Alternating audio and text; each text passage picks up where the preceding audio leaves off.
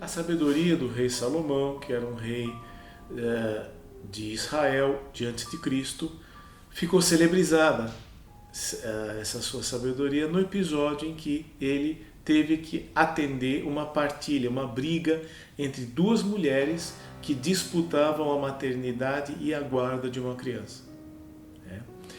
Ele então, não conseguindo decidir para qual das duas iriam, as duas mulheres diziam que eram a mãe, então ele optou por pedir uma espada e afirmou a ambas que ele iria partir essa criança ao meio e metade para cada uma. O problema é o filho? Então, ok, metade para cada uma. Uma das mães concordou com isso e a outra mãe protestou. Uma das mães disse assim, olha, uma das aspirantes à mãe disse, eu prefiro que ele fique com ela do que ele morra ao fio da espada. Foi a mãe que optou por manter a criança viva, independentemente de onde ela fosse parar. Foi a essa mãe que Salomão reconheceu, deu o título, deu o direito de maternidade para a criança, deu a guarda para essa criança. A ideia usual é dizer que então Salomão identificou a mãe biológica da criança. Mas se nós olharmos com um pouco mais de atenção à narrativa, nós vamos ver que Salomão, na verdade, não tinha a menor ideia de quem era a mãe biológica da criança.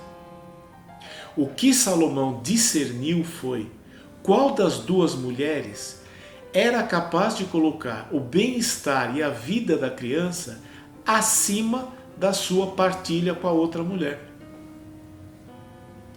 Portanto, quando Salomão fala esta é a mãe verdadeira, ele evidentemente não se refere à mãe biológica. Ele se refere à mãe de coração. Ele faz uma escolha entre a disputa, entre a querela, entre o braço de ferro, a rivalidade, e por outro lado o amor, o carinho e o cuidado. Salomão optou por essa característica na mãe e não a característica da rivalidade.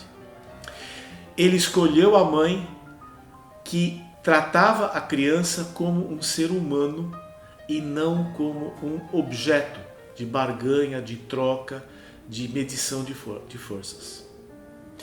E aí nós vemos o quê? Que Salomão fez, na verdade, uma escolha que não foi imoral.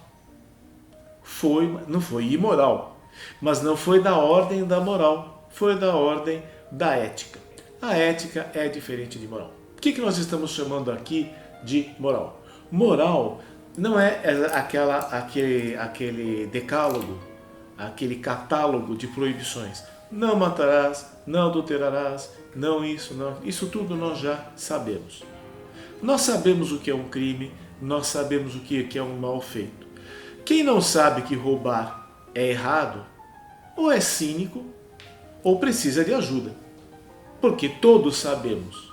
A questão é com qual ética nós transgredimos. Se não, vejamos, o que é a moral? Moral não é esse catálogo de regras com punição, mas muito mais sutil do que isso, a ideia de moral é o que é que pega bem e o que é que pega mal. Essa é a moral que rege os nossos gestos, as nossas decisões, as nossas questões do dia a dia. Pega bem eu falar isso? Pega bem eu falar aquilo outro?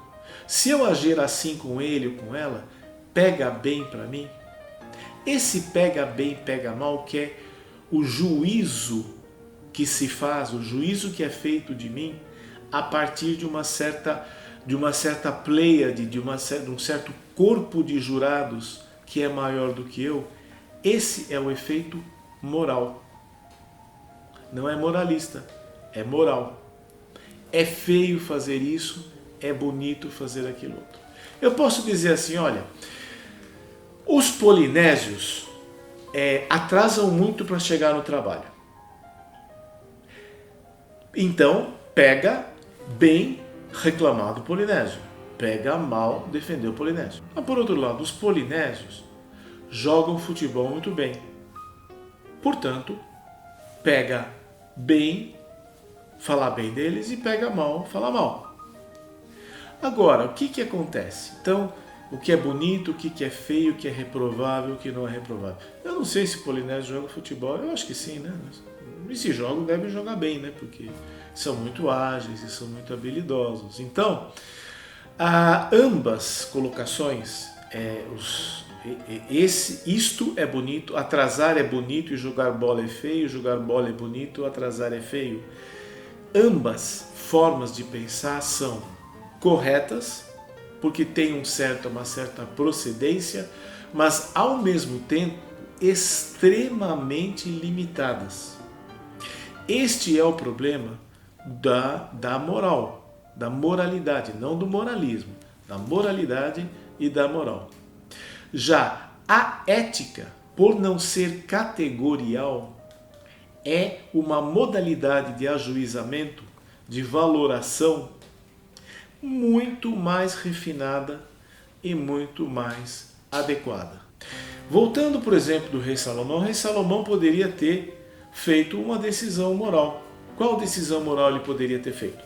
Ele poderia ter começado a achar critérios, ele poderia começar a entrar em toda a narrativa daquelas duas mulheres e ficar mais perdido que amendoim em boca de véia, né? Fica absolutamente, porque a narrativa ela se autoalimenta. Isso é algo que nós estamos sofrendo na pele atualmente com as redes sociais. Que nós descobrimos que as narrativas geram narrativas. Elas geram contra-narrativas, elas geram narrativas filhas, elas se fundem a outras narrativas, elas se dissociam.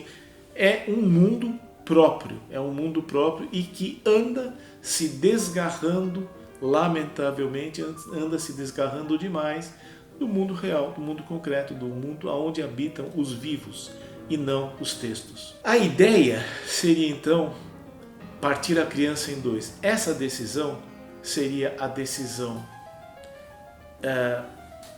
impecável do ponto de vista da lógica, mas certamente ela seria amoral. Por quê? Porque ela não se valeu da ética. E o que eu estou chamando de ética? Ética é a capacidade de julgar, de considerar cada coisa como uma coisa nova. Então, os polinésios chegam atrasados. Não. Este polinésio que está diante de mim, eu não sei. De repente o cara é mais pontual que eu. Os polinésios jogam bola. Esse polinésio aqui, eventualmente, joga mal. Não joga, é perna de pau, sei lá eu. Substitua a palavra polinésio por absolutamente qualquer tipo de situação, qualquer tipo de pessoa, qualquer tipo de decisão que você tenha que tomar na vida. Cuidado para não fazer essas escolhas a partir de um pensamento monolítico, catalográfico, maciço, gelificado. É muito importante para sermos éticos que nós possamos nos defrontar com essa circunstância como se ela fosse nova. Isso quer dizer o quê? Nem tudo aquilo que valeu para todas as outras anteriores que eu vi e que são parecidas, não é necessariamente uma repetição dessas anteriores. Pode haver uma diferença. Pode haver algo novo. Pode haver algo que mude muito importantemente o cenário do que eu estou vendo. No momento da decisão e no momento da ética, da escolha e do gesto e daquilo que envolve o outro, que seja feita a decisão, que seja feita a escolha a partir do que há de novo e de imediato e de presente naquela situação. Não adianta ficar evocando as outras anteriores e parecidas. Então não adiantaria para o rei Salomão querer decidir alguma coisa sobre essa criança baseado nas outras partilhas familiares que ele tenha presenciado. Toda escolha e toda decisão serão proporcionalmente difíceis na medida em que eu dou peso à decisão. Quanto mais responsável eu for, mais pesado, mais difícil é decidir. Quanto mais responsável eu for, mais difícil ainda é decidir sobre a vida de outra pessoa. Nero disse, depois que voltou em campanha, antes do incêndio de Roma, o imperador Nero falou, ele teve que decidir sobre a vida, o enforcamento ou não de um homem das tropas dele. Ele falou, eu preferia voltar a dar a volta ao mundo em campanha do que ter que decidir sobre a sorte de um homem. Apesar de ter estado na guerra, ter visto muita morte, Nero não perdeu a capacidade de levar em conta a seriedade da decisão sobre a vida de outra pessoa. Podemos ver então, quando temos a decisão séria para ser tomada, a decisão responsável, nós podemos extrair da experiência do rei Salomão as duas coisas que são importantes. De um ponto de vista ético, a decisão do rei Salomão, muito embora simular uma perversão absoluta, dizer assim, vamos partir a criança no meio, porque aí acaba o problema de vocês duas e acaba o meu problema, mas a vida da criança vai para o vinagre.